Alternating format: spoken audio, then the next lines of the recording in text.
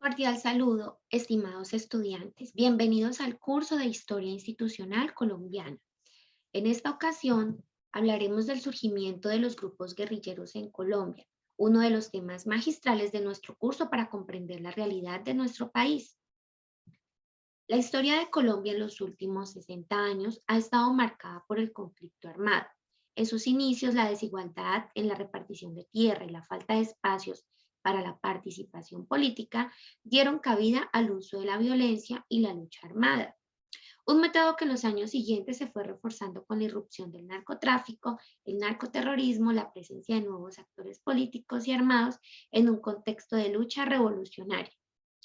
La Guerra Fría y la guerra contra el terrorismo que han ido transformando el conflicto en su razón de ser y en sus métodos de subsistencia.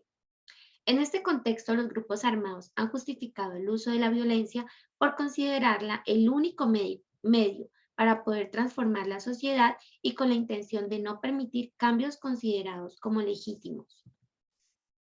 Vamos a hablar del periodo de la violencia. En el siglo XIX, el Partido Conservador y el Partido Liberal de Colombia se institucionalizaron. El primero se caracterizaba por tener una agenda continuista del sistema social y político que protegía los intereses de la clase adinerada, mientras que el segundo se presentaba como una alternativa reformadora y en defensa de los intereses de comerciantes y grupos menos favorecidos de la sociedad.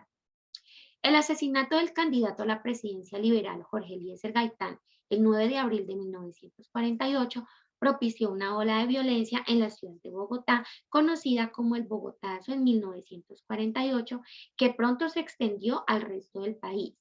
Se produjeron actos violentos como incendios a edificios públicos, destrucción de archivos, asesinatos y en algunas localidades se establecieron tribunales populares. Se produjo la destitución de alcaldes, fuga de precios y se formaron gobiernos revolucionarios. El origen de las guerrillas contemporáneas en Colombia se atribuye, entre otros aspectos, a la exclusión socioeconómica y a la falta de espacios para la libre participación política. Entre las guerrillas más notables de la segunda mitad del siglo XX se encuentran las Fuerzas Armadas Revolucionarias de Colombia, el Ejército del Pueblo FARC-EP, el Ejército de Liberación Nacional ELN, el Ejército Popular de Liberación EPL y el Movimiento 19 de Abril, conocido como M19. Cada movimiento ha respondido a una concepción política, ideológica y militar, reflejo de toda la gama de líneas en las que se ha encontrado dividida la izquierda colombiana. Las FARC-EP se formó en 1964 como un grupo de autodefensa campesina de ideología marxista-leninista y cuya estrategia militar ha sido principalmente la lucha guerrillera. Los orígenes de este grupo tienen lugar en la primera conferencia del Bloque Sur. Pedro Antonio Marín, alias Manuel Marulanda Vélez o Tiro Fijo, integró las filas de las autodefensas campesinas liberales en la década de 1950, en un territorio del corregimiento de Gaitana, departamento del Tolima, denominado República de Marquetali. El objetivo fue crear la guerrilla para representar a la población rural y para construir un gobierno que se dedicara a la redistribución del bienestar. El ELN nace en 1965, influenciado por la Revolución Cubana de 1959 y la teología de la liberación.